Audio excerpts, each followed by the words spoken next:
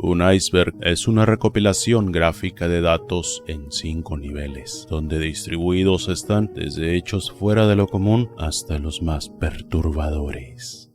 El 2 de julio de 1947, un objeto se estrelló en Roswell, Nuevo México, en el rancho de Mac, Brasil. El 8 de julio, los periódicos locales y nacionales reportaron que la Armada había capturado un platillo volante. Al día siguiente, los medios desmentían la información, afirmando que lo que cayó fue un globo meteorológico. Pruebas fotográficas y videos filtrados posteriormente exponen la evidencia de cadáveres y tecnología alienígena, los cuales fueron almacenados en la famosa Área 51 y encubiertos por el gobierno americano. Este fue el misterio moderno más famoso de la historia. El 25 de enero de 1967, Betty Anderson fue abducida frente a su familia. Ella, bajo hipnosis, en 1977 dibujó escenas de lo que vivió ese día. Relató que fue llevada flotando por unos seres pequeños hacia su nave, donde le realizaron estudios, mientras ella tenía una experiencia visionaria, donde cree que vio a Dios y le dijo que era su elegida. Después, alguien que se identificó como Quasga le dijo que sus intenciones eran pacíficas y querían ayudar a la humanidad. Después de todo esto, ella sería regresada a su familia sin recordar nada de lo sucedido, al igual que todos ellos. La veracidad de esta historia aún está en duda por poseer varios tintes de aspecto religioso. El 21 de agosto de 1955, la familia Sutton fue atacada en su granja por seres de baja estatura, de orejas afiladas y dedos puntiagudos. Relataron que durante 4 horas dispararon hacia el exterior mientras defendían a su familia de los extraños seres que se movían de un lado a otro, casi flotando. Terminando el altercado, salieron huyendo hacia la comisaría para contar lo sucedido, y de regreso llegaron oficiales al lugar, pero no encontraron nada más que cartuchos en el suelo y agujeros de bala en la pared. Al retirarse, durante la madrugada de esa misma noche, volverían a ser atacados de nuevo. Esa mañana, según relatan vecinos, abandonaron el lugar para nunca más volver. Los diarios describieron a los seres como de aspecto grisáceo con un brillo verde. Los especialistas piensan que la familia confundió a los seres con búhos cornudos agresivos o con los famosos goblins de Hopkinsville, un caso que generó controversia debido a las evidencias verbales de la familia y la evidencia física de carácter ambiguo. El 20 de diciembre de 1958, a las 3 a.m., mientras que Strick Rydberg y Hans Gustafsson regresaban de su trabajo cerca del pueblo de Dumsten, ellos afirmaban que un objeto discoide de unos 5 metros, el cual brillaba por sí solo, estaba estacionado sobre 3 patas. De él salieron unas criaturas amorfas grises de como 1 metro y unos 40 centímetros de ancho. Tenían forma de pan y se movían muy rápido. Se abalanzaron sobre los jóvenes, los cuales lucharon y pelearon, pero al parecer ellos anticipaban todos sus movimientos. Cuando uno de ellos logró pegarle, dice que el brazo se hundía hasta el codo en el cuerpo del ser y no se inmutaban ante los golpes. Rydberg salió corriendo hacia el auto y en su desesperación tocó el claxon. En ese momento, los seres huyeron por el sonido, subiendo a su nave y despegando con un sonido fuerte. Desaparecieron entre los cielos con un sonido agudo. Solo les quedó un olor repugnante en sus ropas de cuando forcejearon con los seres. Días después contaron lo sucedido a los diarios. Las autoridades del gobierno los entrevistaron y trataron de comprobar si era verdad lo sucedido, pero no pudieron encontrar nada que probara que fuera mentira. Un humanoide en 2 historias diferentes. El primer relato fue el 2 de febrero de 1971, cuando 2 mujeres iban por la carretera de Kusano a Oulu. Ellas se dieron cuenta que había una extraña luz que venía de atrás de su coche. Después, se deslizó sobre el vehículo, desapareciendo. Lo que siguió las dejó atemorizadas. Frente a ellas, cruzó de manera rápida un ser con casco y traje color marrón verdoso al otro lado del camino. Este ser desapareció sin más entre el espeso bosque. Después, aceleraron hasta llegar a la ciudad sin avisar a la policía. 3 días después, un par de taladores de árboles cerca del lugar mencionaron que vieron una nave que flotó y aterrizó frente a ellos. De su interior emergió un ser vestido de color verde de al menos casi 1 metro de alto. Su traje era como los de buceo, solo que no tenía manos ni dedos. Flotaba como lo haría un astronauta en la luna. Aterrado, Aliranta encendió su motosierra y se abalanzó a él, quien de manera extraña flotó hacia su nave. Aliranta intentó agarrarlo del pie, pero este lo quemó. La nave salió volando emitiendo un sonido suave. Algunos creen que es un hecho bastante inquietante, otros creen que es una invención de los medios locales. El 20 de mayo de 1967, un geólogo aficionado llamado Stefan Michalak buscaba cuarzo cerca del estante Falcon en Manitoba, Canadá, cuando vio que un objeto aterrizó cerca de él, comenzando a dibujarlo. Después, él se acercó y se dio cuenta que emanaba un aire caliente sulfuroso. Cuando la tocó, los guantes de piel se quemaron. Él vio que la nave se abrió y vio luces en el interior. Cuando de pronto él giró, la nave lo atacaría causándole quemaduras de primer grado en el pecho, para después abandonar el lugar flotando, perdiéndose en el cielo. Stefan rindió declaración al ejército americano y canadiense. Tiempo después recuperaron una pieza del metal del lugar y se descubrió que emitía altos niveles de radiación. Realizaron sus investigaciones, pero no llegaron a ninguna conclusión lógica, dejando todo el caso en un misterio. El 12 de septiembre de 1952, a las 7:12 p.m., dos hermanos, Edward y Fred May, y su amigo Tommy Haigh, vieron un objeto cruzar el cielo y aterrizar en la propiedad de un granjero local. Después fueron a contarlo a las autoridades, y cuando llegaron al lugar, de las sombras se iluminó con una luz roja un gran ser de apariencia robótica, con una cabeza redonda color sangre y capa puntiaguda, de al menos unos 3 metros de altura, con manos pequeñas en forma de garra. Cuando se les acercó, huyeron aterrorizados. La policía después recorrió el lugar, pero no encontraron nada. Rápidamente se volvió noticia nacional. Ese día se reportó también que un meteoro fue visto surcando los cielos, cayendo por esa misma zona. Todo un misterio moderno sin resolver.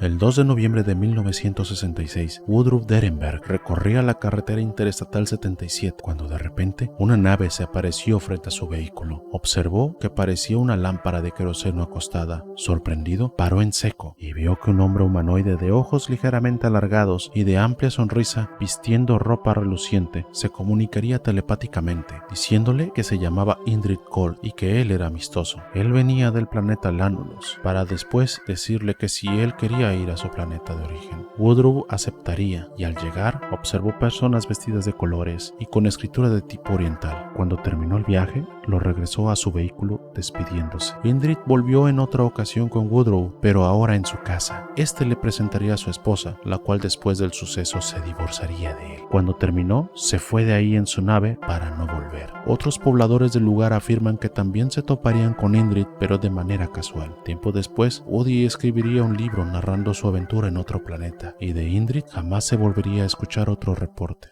El 14 de agosto de 1947, el pintor italiano R.L. Johannis estaba en Carnia, Italia, buscando inspiración para pintar un nuevo cuadro, cuando de repente vio que un objeto en forma de disco descendió cerca de él. De la nave salieron unos seres de no más de medio metro de altura. Portaban un casco y tenían cabezas redondas y ojos muy grandes. Él pensó que eran niños, por lo que les ofreció ayuda. Los seres atacaron a Johannis a la distancia, cayendo al suelo herido. Mientras veía cómo se acercaban a él, ellos se detuvieron a 2 metros de distancia. Él observó que uno de los seres agarraba su pincel. Ellos tenían una garra con 8 dedos sin articulaciones. También notó que los seres respiraban dificultosamente. Después, ellos regresaron a su nave y se perdieron en el horizonte para no volver. Nunca más volvieron a ver a esos extraños seres.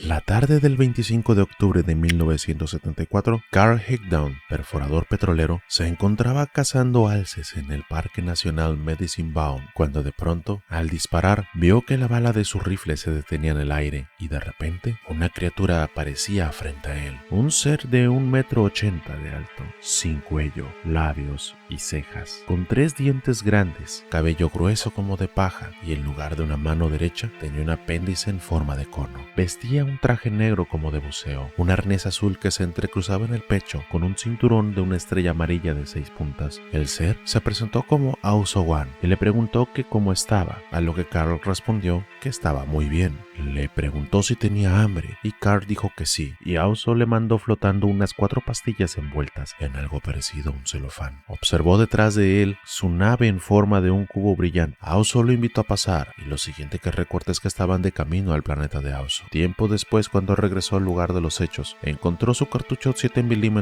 Remington en el suelo, pero sin la cabeza de plomo, y solo quedaba la caja deforme, pero ningún rastro de la nave o su ocupante. El 10 de mayo de 1978, en el poblado de Emilsin, Polonia, Jan Wolski iba en su carreta por el campo cuando de pronto dos seres extraños lo abordaron y se treparon a su carreta. Ellos hablaban un idioma diferente y medían aproximadamente 1 metro. Jan creía que eran extranjeros, pero no era así. Fue conducido a una nave, la cual menciona que flotaba 4 metros por encima del suelo. Cuando entró, cuenta que no tenía iluminación más que la de afuera. Le pasaron un escáner por su cuerpo. Después de eso, lo dejaron ir. Fue con su familia a contar lo sucedido, pero cuando regresaron con las autoridades, ya no había nada en el lugar. En la actualidad, levantaron un monolito en el lugar del evento. El 4 de septiembre de 1964, Donald Shrum y su amigo fueron de cacería con arco a un lugar llamado Cisco Grove en California. Mientras los demás intentaban buscar animales en grupo, Donald se separó de ellos buscando ciervos en otra área. Y mientras la noche avanzaba, se dio cuenta que una luz blanca intensa se veía en el cielo, para después bajar a la línea de árboles. Pensando que era un helicóptero de rescate, en ese momento lanzó una bengala y cuando se acercó, vio que era una nave de 14 pisos de altura en forma de cigarro y que de ella salió una pequeña nave que descendió cerca del lugar. Él rápidamente trepó un árbol donde se escondió, viendo a lo lejos 2 seres extraños de 1,5 metros de alto y un tercero que parecía ser un robot con unos ojos naranja intensos. Se acercaron al árbol y el robot sacudió el árbol para tirarlo, pero no pudieron. En un intento desesperado por alejarlos, les aventó cosas, pero no lograba asustarlos. Y después recordó que tenía un arco y le disparó al robot, pero no le causaba daño. Entonces el robot soltó un gas blanco que lo dejó inconsciente, pero al despertar vio que seguían ahí intentando bajarlo. Fue cuando otro robot llegó y soltó otro gas y quedó inconsciente de nuevo. Esto se repitió toda la noche hasta que a la mañana siguiente despertó y seguía en el mismo sitio, pero los seres ya no estaban ahí. Sus compañeros reportaron a la policía que vieron luces intensas cerca de donde encontraron a Donald. Todo esto fue reportado a la Fuerza Aérea, quienes descartaron el hecho inmediatamente. El 24 de abril de 1964, en Socorro, Nuevo México, Lonnie Zamora, oficial de policía, reportó haber visto una bola de fuego caer y dirigirse a ella, observando una nave brillante con forma de huevo y patas de metal. Al lado, 2 seres pequeños que de inmediato al ver al oficial entraron a la nave y despegaron, causando un gran estruendo en el lugar. Zamora comunicó a sus compañeros lo ocurrido e inmediatamente llegaron al lugar. Ellos observaron aún los matorrales quemados, unos agujeros en el suelo donde podrían haber estado las patas de la nave y pisadas alrededor del lugar. Las investigaciones de la Fuerza Aérea no daban con una explicación lógica de lo que ocurría y es el único caso del Libro Azul que oficialmente es inexplicable. La mañana del 14 de febrero de 1967, un granjero de 64 años llamado Claude Edwards se despertó como todas las mañanas para hacer sus deberes, cuando de pronto observó en el prado adyacente un disco como de apariencia metálica que se sostenía de un tubo largo. Lo que llamó su atención fue que abajo había seres pequeños con trajes verdes sin cuello, caminando presurosos de un lado a otro. Él después los describiría como semejantes a los pingüinos, pero con trajes verdes y ojos negros muy grandes. Después procedió a lanzar rocas al objeto para destruirlo, pero estas rebotaban en el aire como si se tratase de una pared invisible. Cuando él se acercó, se topó con esa pared y los seres, al darse cuenta de su presencia, regresaron a la nave y esta se acercó a Edwards 2 veces, para después elevarse y perderse en dirección del pueblo de St. Elizabeth. Él informó a los diarios, pero quiso que mantuviera el anonimato y que revelaran su nombre cuando él falleciera. Todo esto para evitar la desaprobación pública. El 1 de junio de 1973, en Ciudad Pemex, en la localidad de Macuspana, México, Armando, de 20 años de edad, mientras regresaba de su trabajo en la petroquímica perteneciente a la paraestatal, observó que una enorme tormenta ingresó de repente. Fue cuando se refugió en su casa y a las 10:30 de la noche, su esposa gritó asustada, señalando al cielo por la ventana. Observaron que había algo parecido a unas bolas de fuego moviéndose sobre el cielo, las cuales reflejaban luces de colores que nunca habían visto entre los rayos, y que del helipuerto operado por la paraestatal se escuchaban disparos a lo lejos. Otro testigo reportó que esa noche, de ese lugar, se elevó algo como una bola de fuego por la cañada a 300 metros de altura y salió volando para perderse en el horizonte. Al día siguiente, la gente reportó que un disco metálico de color gris de unos 4 metros de largo descendió en la ranchería Boca Limón, dejando el pasto quemado y huellas gigantes como garras de ave de unos 20 centímetros de largo en los alrededores del área. Algunos testigos oculares reportaron que seres como reptiles salieron por el camino y estuvieron rodeando al área. Estudiantes de la zona realizaron moldes con las huellas y sacaron sus propias conclusiones. Hasta la fecha, es un caso que medios locales y nacionales dieron seguimiento, quedando sin una conclusión clara. El 23 de febrero de 1975, a las 7 p.m., dos niños, Masato Kawano y Katsuhiro Yamata, estaban jugando cuando de repente observaron en el cielo dos objetos brillantes. Permanecerían estáticos en el cielo, de los cuales uno de ellos se fue a las montañas y el otro bajó frente a ellos en unos viñedos cercanos. Fueron corriendo hacia ellos cuando vieron que era una nave con símbolos raros escritos en su superficie. Tenía 3 patas metálicas redondas y de adentro salió un ser que tenía arrugas en su cara y unos 3 colmillos que sobresalían de ella, brazos largos y casi medio metro de altura. Vestido de uniforme plateado, este ser giró y le extendió el brazo hasta que tocó el hombro de Katsuhiro, el cual se desmayó. Su amigo cobró valentía y lo arrastró a casa, donde convencieron a sus madres de ir a investigar. Cuando llegaron al lugar, aún seguía la nave emitiendo luces naranja, pero cuando quisieron acercarse, las naves cegaron a la gente e inmediatamente desaparecieron por los aires. Las autoridades tomaron cartas en el asunto y hasta la fecha no han podido dar una explicación de lo que ocurrió. El 17 de octubre de 1973, en Fall Peak, Alabama, cuando el jefe de policía Jeff Greenhow atendió el llamado de una mujer que sonaba histérica, ella mencionó que un ovni fue visto a las afueras de la ciudad. Sin dudarlo, salió con su cámara Polaroid, su arma reglamentaria y esposas. Después salió conduciendo hasta el campo propiedad de Bobby Summerford, el cual revisó pero no encontró nada. Y cuando se disponía a salir de la propiedad, se topó con lo que parecía ser descrito como un humanoide a unos 25 metros de distancia. Él bajó cautelosamente de su auto y en su reporte mencionó lo siguiente: parecía que su cabeza y cuello eran una sola cosa. Era realmente brillante, algo así como frotar mercurio sobre níquel, pero tan suave como el vidrio. Diferentes ángulos daban una iluminación diferente. Cuando lo vi parado en medio de la carretera, inmediatamente detuve el auto y le pregunté si era extranjero, pero no salió ningún sonido de su boca. Inmediatamente tomó su cámara Polaroid y le tomó 4 fotos. Después, el ser volteó y salió corriendo de una manera muy peculiar, como si se balanceara de un lado a otro, pero muy rápido. Jeff subió a su carro y lo persiguió hasta que cayó en una zanja. El humanoide siguió corriendo hasta desaparecer. En la noche, Jeff contactó al periódico local, sin embargo, todo quedó en simples burlas, aunque días después empezó a recibir amenazas de muerte. Después, el motor de su auto explotó. Su casa fue quemada. Para colmo, el ayuntamiento lo obligó a renunciar a su puesto. Sin duda, un caso muy desafortunado, resultado del llamado del deber.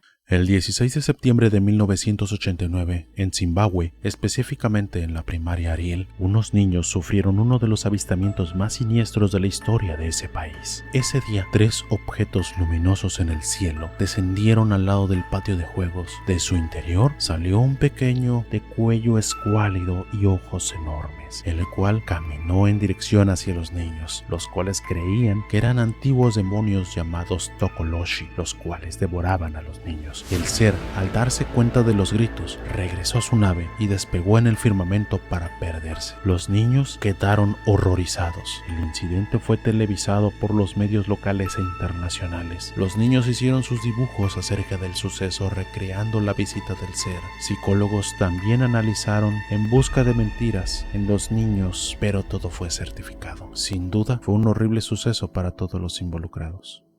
En agosto de 1976, los hermanos Jack y Jim Weiner, junto a sus amigos Chuck Rack y Charlie Foltz, estaban disfrutando el fin de semana en el lago Allagash, en Maine, Estados Unidos. Durante la noche, encendieron una fogata con varios troncos para marcar la orilla y después fueron en canoa a pescar, hasta que de repente una luz salió de los árboles y los iluminó con un haz de luz azul cálida. Todos se asustaron y empezaron a remar hacia la orilla rápidamente. Lo siguiente que recuerdan es que estaban sentados frente a la hoguera ya apagada y sin recordar nada de lo que había sucedido. 12 años después, Jim Weiner sufrió un accidente que le haría recordar en sueños episodios de lo ocurrido ese día. Después, bajo hipnosis, contaron aterrorizados que los seres le hablaban a la mente diciéndole que no tengan miedo, que hagan lo que les pidan. El lugar lo describió como un cuarto frío donde les tomaron muestras de su cuerpo y los seres fueron descritos con ojos como metálicos, brillantes, sin tapas. Sus manos eran como de un insecto, con solo 4 dedos. Durante la hipnosis, los 4 amigos contaron lo mismo y se dieron cuenta de lo que ellos habían pasado. Fueron puestos a prueba con detector de mentiras y analizaron sus expresiones, pero no encontraron falsedad en sus declaraciones. En la noche del domingo 6 de agosto de 1967, José Castillo se encontraba en los radares del Aeropuerto Internacional Francisco Javier Mina, en la ciudad de Tampico, Tamaulipas, como toda noche normal, cuando de repente vio algo que nunca había visto, lo cual dejó registrado en su bitácora ese día, cambiando la historia de la ciudad para siempre. Se vieron 9 objetos voladores no identificados. Eran luminosos y dejaban una brillante estela. A veces se distinguía un color verde pálido y fosforescente detrás de los objetos. Se comprobó que no eran ningún aparato volador de creación terrestre. Igual dejó constatado el piloto aviador que presenció el evento, Rogelio Pierre. Estoy seguro de que no era una flotilla de aviones o cualquier otra cosa construida por habitantes de la Tierra. Eran precisamente objetos voladores no identificados. Ese día se registraron numerosos reportes de personas que observaron objetos surcando el cielo de la ciudad con dirección al mar. Inclusive uno de los tantos testimonios provenía de Ernesto Mendiola, un trabajador nocturno de la refinería, quien mencionó que ya tenía 3 meses observando esas luces en el cielo cerca de la paraestatal, entrando y saliendo en dirección al mar. Esto cobró notoriedad y fama entre la población, porque ese año llegaría el poderoso huracán Benoit, que misteriosamente cambiaría su ruta, estando frente a las costas del área metropolitana de Tampico, ya que un año antes, Inés entraría por esa misma ruta causando destrucción y caos en la ciudad. Actualmente, la gente de la zona cree que existe debajo del mar una base alienígena frente a las costas de la zona. Esto atrae turistas, convirtiéndole en una de las ciudades en todo el mundo que adoptó la creencia ovni en su cultura actual, debido a que desde ese avistamiento ningún huracán ha entrado en esa área que antes era muy transitada por huracanes. El 19 de septiembre de 1961, Betty y Barney Hill conducían por la carretera de noche rumbo a su casa, cuando de repente vieron una luz proveniente de un objeto en forma de disco bajando frente a ellos. En ese momento huyeron a toda velocidad mientras escuchaban ruidos de todo tipo, hasta que los perdieron y regresaron a casa, o eso creían. Tiempo después, la pareja se sometió a hipnosis, contando una de las anécdotas más surrealistas que existen. Relataron que fueron llevados a esa nave y después de someterles a varias pruebas físicas por separado, Betty contó que uno de los aliens le regaló un libro de símbolos como evidencia y le mostró un mapa estelar de la ubicación de su planeta. Sus dibujos, bajo hipnosis, concordarían con el sistema Zeta Reticuli. Por otra parte, Barney contó aterrorizado que lo miraban fijamente a los ojos, transmitiendo sus ideas a través de la mente. Después de lo sucedido, ellos serían escoltados fuera de la nave y dejados en tierra, sin recordar nada de lo ocurrido. Sin duda, una de las abducciones más extrañas que han sucedido.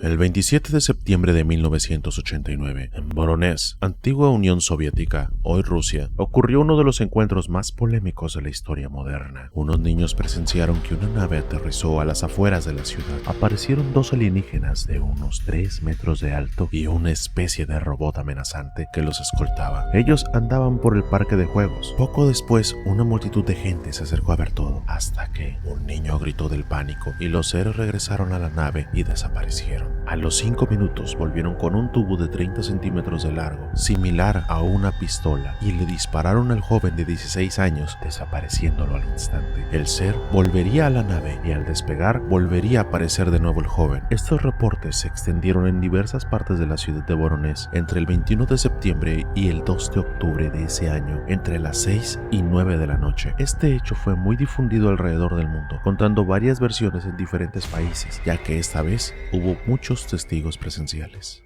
Uno de los casos más famosos sobre abducciones se dio en el río Pascagoula, en Mississippi, la tarde del 11 de octubre de 1973, cuando Charles Hickson y Calvin Parker estaban pescando, cuando de repente escucharon un sonido vibrante y unas luces azules que provenían de una nave de forma ovoide que flotaba a poca distancia del suelo. De su interior salió un ser prominente con manos como tenazas, sin rostro y con 3 prominencias en forma de picos arrugados. También poseía una sola pierna fusionada fusionada con sus órganos. Fueron llevados a la nave donde les harían pruebas a ambos durante 20 minutos. Después serían dejados en el mismo sitio donde ellos se encontraban pescando. Ellos corrieron a reportar a la Fuerza Aérea, pero ellos ya no seguían reportes de ovnis. De ahí los mandaron a la estación de policía donde rindieron declaración de lo sucedido. Ellos les pusieron pruebas por separado, pero contaban la misma historia aterradora. Todo esto quedó grabado en una famosa cinta de voz. Hasta la fecha, es uno de los pocos casos que la policía reconoce como real.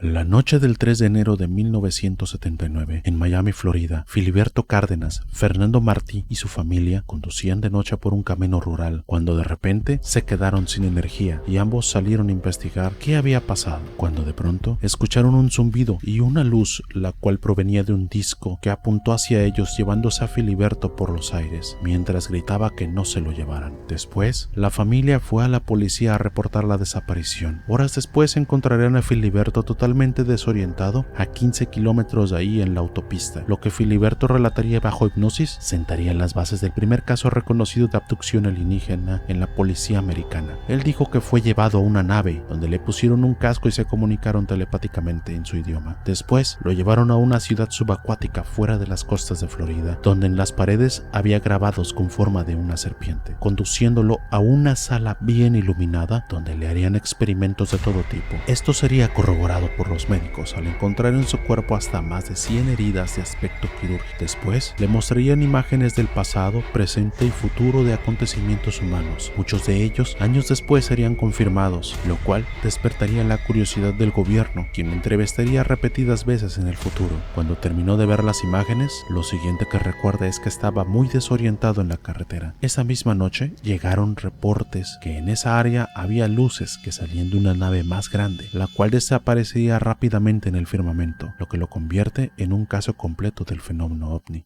Este sin duda es el avistamiento mejor documentado de la historia moderna en México. El 5 de marzo del 2004, un avión C-26A Merlin Metro 3 de la Fuerza Aérea Mexicana, tripulado por 3 oficiales, donde reportaron que sus radares detectaron 3 ecos y el FLIR Star detectó un grupo de blancos térmicos sobrevolando los cielos de Campeche. Estos objetos circulares y brillantes volaban a 3.500 metros de altura, aceleraban bruscamente, cambiando de rumbo de manera errática. Estos objetos no podían ser vistos de manera normal. Esto también fue corroborado por los radares en tierra. Las naves rodearon a los pilotos por unos momentos, grabando en todo momento el suceso. Después de lo ocurrido, el secretario de Defensa, Clemente Ricardo Vega García, le proporcionó la cinta al afamado ufólogo Jaime Maussan. Como lo explicó en una entrevista, no veía la utilidad de que se quedara eso grabado ahí, guardado. Tomé la decisión de que se le diera a un agente que ha estado trabajando toda su vida con esto para que hiciera buen uso de ella. Por eso se le dio a Maussan. Sin duda, fue un evento de relevancia internacional.